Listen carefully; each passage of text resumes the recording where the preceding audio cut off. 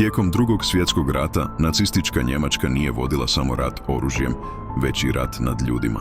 U koncentracijskim logorima poput Dachaua i Auschwitza, nacisti su provodili tajne medicinske eksperimente nad zatvorenicima iz cijele Europe, uključujući zarobljene Jugoslavene. Zatvorenici su korišteni bez pristanka za testiranje otpornosti ljudskog tijela. Izlagani su ekstremnoj hladnoći, gladi, bolestima i otrovima. Cilj: povećati izdržljivost vojnika i razviti nove metode liječenja po cijenu ljudskih života. Mnogi Jugoslaveni, zarobljeni kao partizani ili civili, nikada se nisu vratili. Njihova imena često nisu zapisana, ali njihova patnja je stvarna. Nakon rata, ovi zločini su razotkriveni na njurnberškim procesima, gdje su nacistički liječnici osuđeni za zločine protiv čovječnosti. Ova priča nije mit, niti teorija zavjere. To je podsjetnik da znanost bez etike postaje oružje i da se ovakvi zločini nikada ne smiju ponoviti.